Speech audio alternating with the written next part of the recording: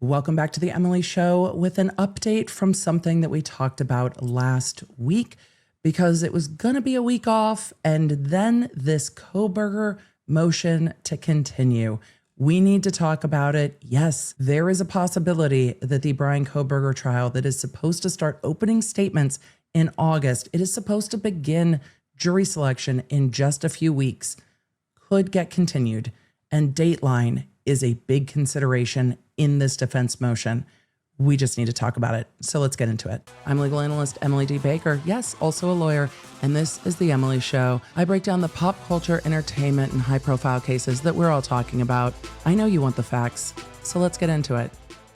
Last week, we covered everything that was going on with the Dateline special that the judge in the Kohberger case is extremely concerned about. He didn't say that he had grave concerns, but that was 100% the vibe. Now, we know that the defense has asked numerous times that the court take the death penalty off the table in this case, and even cited back to the Lori Vallow prosecution where that was done as a remedy for a discovery issue. So I am not surprised now that the defense is asking for a continuance and asking for further investigation about these leaks, because if there is a violation of the court's order on non-dissemination from the prosecution team or anyone connected to the prosecution team, that can be any of the law enforcement agencies, even if the prosecutors didn't know. I suspect that we will see the defense making a motion again to take the death penalty off the table as a remedy for that violation. And we know that the court has asked the prosecution to bring a motion within 7 days to bring in a special prosecutor and to start investigating how this happened. The court also said that they were deeply concerned about the potential jury pool being exposed to information that is prejudicial and a lot of it likely not admissible in this trial. So I'm going to overview what the defense is asking for, but we have heard rumblings of this for a few hearings now, with the defense saying to the court, look, we are not ready. There is more to go through. We need the prosecution to narrow things down. We need more time. And the court a few hearings ago said to the defense, well, you, to lead defense attorney Ann Taylor, have taken on subsequent death penalty cases while you're working on this one, and you are just bringing these concerns up now. And Ann Taylor responded to the court, look, if we weren't dealing with a penalty phase in addition to the trial, then it would be different. But there is still work that needs to be done on the penalty phase. And if the defense is telling the court, we are not ready, in a death penalty case, it's going to be difficult for the court to force the defense to go forward with the trial on time. Though, when this court took over this case and set the trial date outside of what the prosecution was asking for, the court said there will not be any further continuances. This might have changed things. And I suspect with this 40-page filing, the defense was working on the other aspects of this filing before the Dateline issue hit. But it may well be that Dateline episode that the court is also upset about that bumps this trial back. And it's not going to make the court happy. It's definitely not going to make the prosecution happy. But while they are investigating that leak, and if there might be consequences for that leak that could impact the defense, then their argument that they have a right to have this investigation concluded before they begin trial might be difficult for the court to put aside, especially if that leak is found down the road. And again, this is a outside possibility, but if the leak is found to come from law enforcement that could testify at this trial, shouldn't they be cross-examined about it? And while it's unknown where that came from, the court's languaging in their order last week was pretty strong. And doesn't the defense have a right to raise those questions of the witnesses if it is found to be someone connected to the prosecution side of this case, even if the prosecutors in this case did not know? I would often say that a defense motion like this at this late stage, because again, jury selection is getting ready to start, would likely be denied by the court.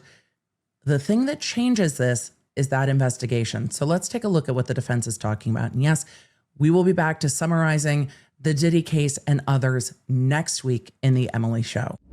This was filed with the court on May 20th. And as of recording this episode, there are not any hearings set or filings regarding this, but there are times that things hit the public docket after they have been filed in court. So if anything changes, I will let you know in the Law Nerd app, because this is something the court is going to want to address quickly, because those jury summons are going to be going out and they are going to be sending hundreds of jury summons to try to pick a jury for not only the length of this trial, but a jury that has been voir dired regarding the death penalty. It is not a small undertaking. And if this jury has to be sequestered because of media attention, that is a whole nother component on a trial this long. The defense starts that Bryan Kohberger, through his attorney, submits this motion to continue due to the substantial amount of trial investigation and preparation still outstanding.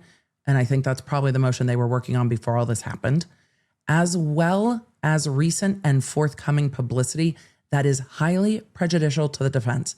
Any conviction and sentence resulting from a capital trial beginning in August 2025 will be unconstitutionally imposed and therefore vulnerable to reversal on direct or collateral review. In making this motion, Kohberger relies on his right to be free from cruel and unusual punishment, his right to due process, his right to a fair trial, his right to counsel, and his right to present a defense, his right to confront witnesses, his right to a fair and reliable sentencing determination, and other rights safeguarded by the 5th, 6th, 8th, and 14th Amendments of the United States. When he is talking about his right to counsel, his attorneys are indicating that they are simply not ready for trial yet, and that there is too much work to be done and not enough time to get it done. And in their table of contents, their very first point is that the trial court has an obligation to uphold Kohberger's constitutional rights by vacating the trial date because defense counsel needs additional time to review discovery and prepare for the complex merits and sentencing phases unique to death penalty cases. When the defense is laying out good cause for a motion to continue in a case this serious, I think it's hard for the court to say you need to proceed even though you're not prepared. We have heard these arguments from Ann Taylor in other hearings, so we are going to take a look at the new aspect to this, which is the aspect of the media. And I'm very interested in the defense saying recent and forthcoming publicity. And looking specifically at Section 5 of this motion, the defense header is a continuance is also necessary to investigate and remedy the prejudice of highly inflammatory publicity released just weeks before the current trial date, including the recent Dateline NBC special and a forthcoming book. And the reason that they are saying weeks before the current trial date is because jury selection is supposed to begin in July. They go on to say this case has garnered substantial public interest and the court previously issued a non-dissemination order restricting the release of certain information to the public in order to preserve the integrity of the proceeding and safeguard Kohberger's right to a fair trial. On May 9th, 2025, just weeks before the capital trial is set to begin, Dateline NBC aired a 2-hour episode about this case titled, quote, "The Terrible Night on King Road." The program includes details and materials, including video footage, cell phone records, and photographs of documents that are not publicly available through official channels. The show repeatedly emphasizes the non-public nature of the information, stating it was obtained from unnamed sources who are close to the investigation, and that the materials were obtained exclusively by Dateline. Much of the investigative material presented by Dateline was taken out of context and will not be admissible at trial because it lacks reliability. They say the leaked materials appear carefully curated to promote a narrative of guilt. And if you saw the Dateline special, let me know if you think that this special painted Kohberger in that light, because the first half of the special included a ton of speculation about things that could be innocuous or not, and a lot of it. So I'm interested to know what your thoughts were on that Dateline special. As this court acknowledged in its May 15th, 2025 document and records hold order, the source of the leak is most likely someone currently or formerly associated with law enforcement or the prosecution team. If that is the case, it raises urgent and serious questions about the objectivity, judgment, and credibility of individuals tasked with investigating and presenting the state's evidence, particularly those who may be called as witnesses. The identity of those involved, their motives, and any efforts to conceal their conduct go directly to the heart of witness credibility and the integrity of the state's case. They continue to say the apparent leak is not only an egregious violation of the court's non-dissemination order, it enabled Dateline to gild rampant speculation with a veneer of credibility. When purportedly, quote unquote, exclusive information surfaces through a media broadcast shortly before trial, particularly information attributed to unnamed sources with access to the investigation, it carries a heightened aura of credibility and secrecy that can deeply influence public perception. Unlike official disclosures, which are typically accompanied by context and procedural safeguards, leaks framed as exclusives are perceived as uncensored truths that the public was not meant to see. This quote-unquote insider framing enhances the material's persuasive power, suggesting that it is both authentic and revealing the case's hidden realities. The episode includes things such as repeated speculative assertions regarding the assailant's motives, including unfounded allegations of sexual motivation, dramatic reenactments and animations, emotional interviews with individuals connected to the alleged victims, accompanied by evocative music, photos, and videos designed to elicit a strong emotional response. The broadcast repeatedly bolstered its speculative claims through the use of so-called expert commentary, including individuals identified as law enforcement professionals and academics. These commentators were permitted to make sweeping assertions about the defendant's alleged motive, psychological state, and personal history, none of which are grounded in evidence before the court, while the program repeatedly emphasized their training, research, and quote-unquote years of experience to lend undue credibility to their conjecture. This type of testimonial mimicry improperly mirrors expert witness testimony in a trial setting without the safeguard of cross-examination or evidentiary standards, effectively presenting the public with a one-sided, unvetted narrative that shapes juror perception before any admissible evidence has been presented. While the program occasionally inserts disclaimers such as "we don't know what happened," these brief caveats do little to mitigate the cumulative impact of the extended narrative constructed through selective imagery, emotionally charged reenactments, and detailed speculative descriptions of the crime. When viewers are presented with a cohesive, visually reinforced sequence of events, especially when paired with commentary from individuals styled as experts, the overall presentation fosters a sense of authenticity and truthfulness that is difficult for viewers to disregard. An occasional passing verbal disclaimer functions more as a legal formality than a meaningful check on prejudicial perception, and most viewers will leave with the impression that they have seen a reliable reconstruction of events, especially when bolstered with things like video and unseen video, and video that they say is purported to be a thing. Video that's going to be shown in trial, it's going to be left for the jury to decide if that video is Kohberger's car, not somebody giving commentary in a special. They go on to say the Dateline special, which aired just weeks before the trial date, will not be the last pre-trial media quote-unquote bombshell. Best-selling crime author James Patterson has written a book about the murders titled The Idaho Four, An American Tragedy. How? It goes on to say, scheduled for release on July 14th, 2025, just 16 days before jury selection is slated to begin. How is there a book detailing anything? There hasn't been a trial. There's been a gag order on this since the beginning.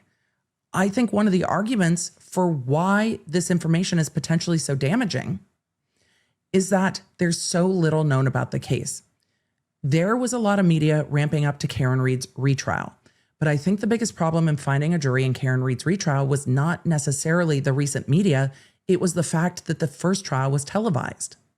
Because the first trial was televised, so much more was known about the case by many who were like, oh, I live here, I'm not on the jury, let's see what happens. And then when it becomes a retrial, if people have already watched, they're like, all right, well, I've already watched the first trial, might as well see what this coverage is. But when you are looking at a case like this where so little has been confirmed or expressed in court, they've already moved the trial across the state to try to garner a larger jury pool that might not be so influenced by media. And then you have something purporting to be media that is exclusive, that are purporting to be videos that will be used in court, photos purporting to be from the defendant's phone. You start to have a very different issue. You can't move the trial again. Much of this information has not been publicly seen before. And the things that were speculated on online, but not in programs like a Dateline that might be more viewed by your typical or average juror, depending on where they consume media. So it is a very different circumstance than the Karen Read Body in the Snow docuseries that had interviews with her in it just because of the nature of the first trial. This case, I think the reason there's so much clamoring for information is because it's been so sealed.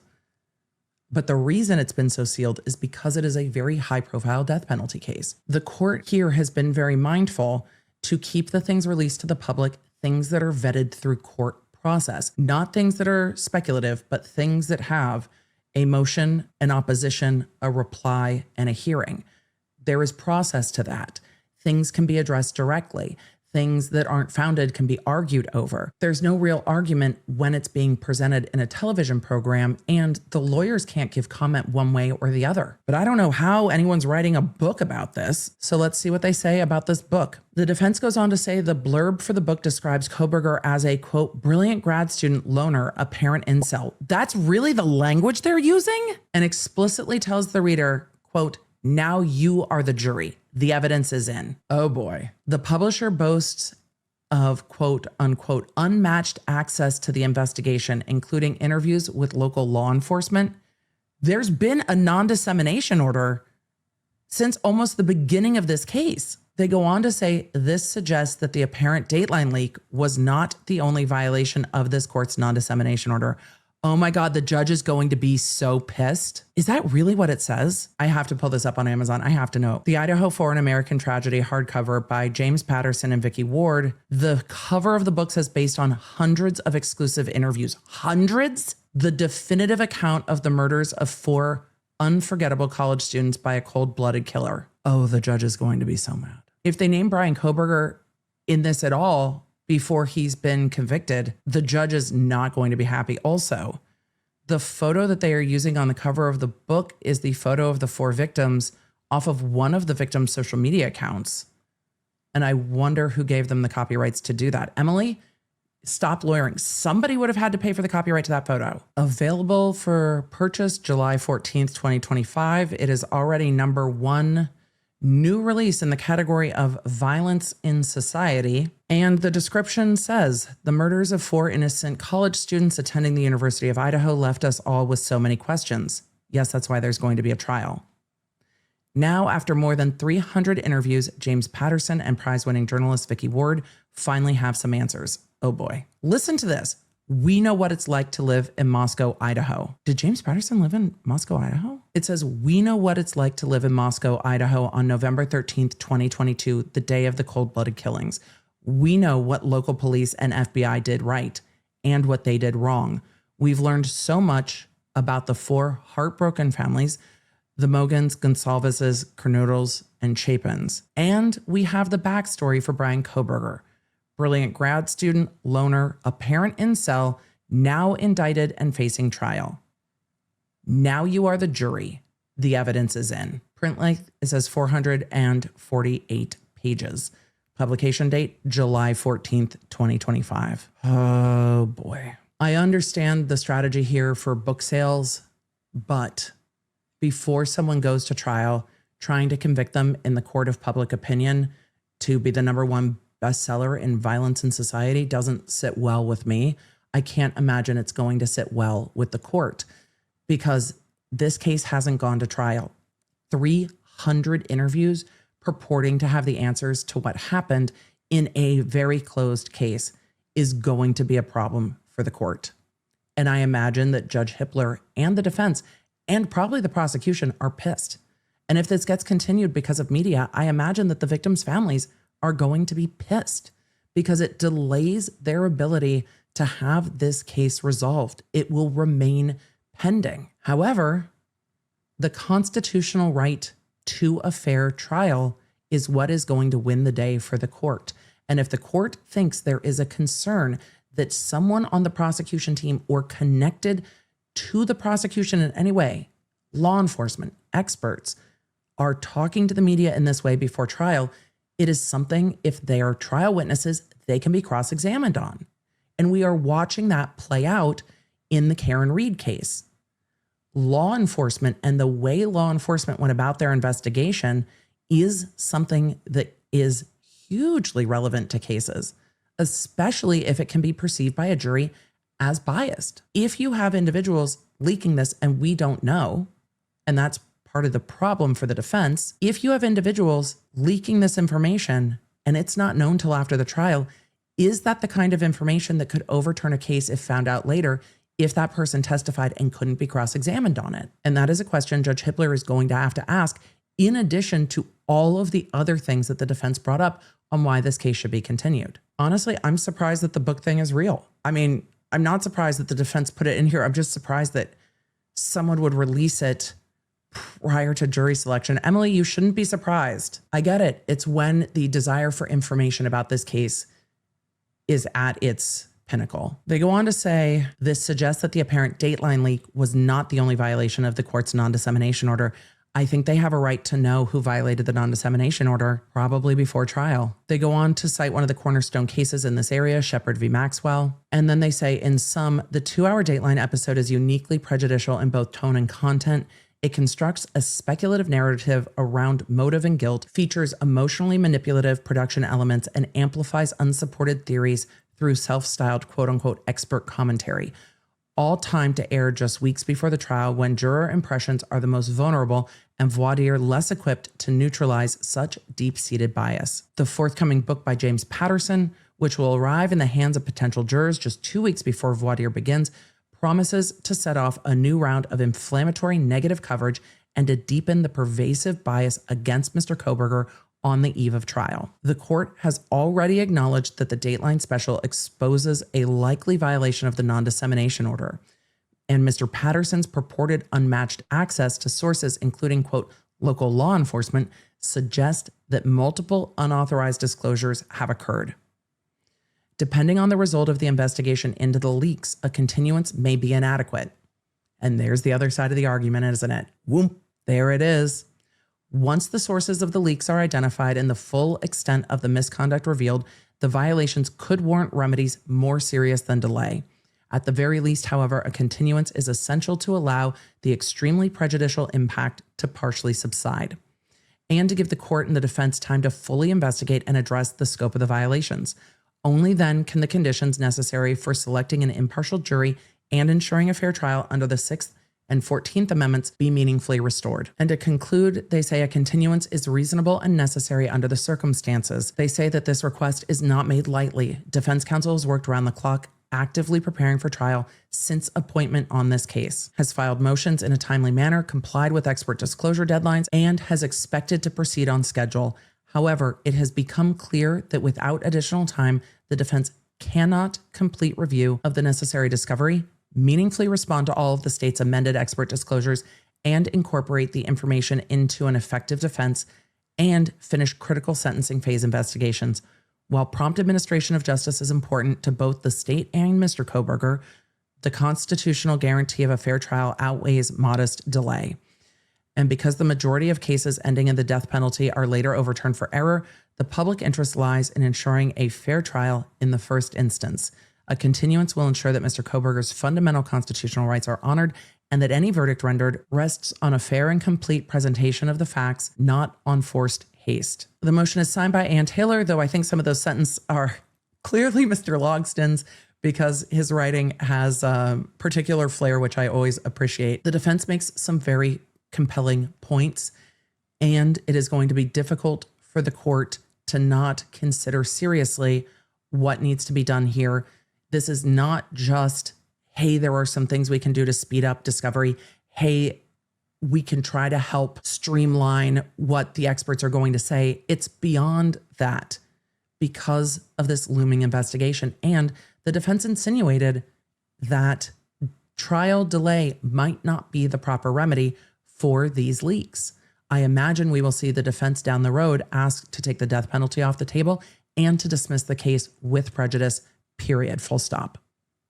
I think that is the most extreme outcome and an unlikely one. But until we know more, it's very hard to evaluate.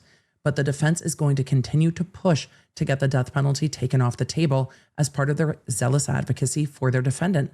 And when there are violations of court orders, we know in Idaho that that has happened in recent memory. I think that's what the defense is going to continue to push for. And I think the court is in a tough spot because pushing the defense to go forward when they are clearly saying that they're not ready, and with the amount of publicity and a pending investigation about that publicity and violation of court orders, potentially among other things, it's going to be interesting to see what any hearing on this produces. I'm going to be watching this closely. I will keep you in the loop in the Law & Order app And we will circle back on other cases next week because it is a very busy weekend for everyone. So I hope you had a good weekend and have a good Memorial Day. And I will see you back in court in the Karen Reed case for gavel to gavel live trials coverage on Tuesday. Thanks for being here. Thanks for being a Law Nerd, and I will see you soon. Thanks for joining me. If you enjoyed this episode and don't want to miss updates on your favorite cases, you're going to need the Law Nerd app at lawnerdapp.com. That way you can stay in the loop on the cases that matter most to you, and you never know when you're going to catch feelings for a new case. So make sure you get it for free on iOS and Android. Thank you for being here, and thank you for being a Law Nerd.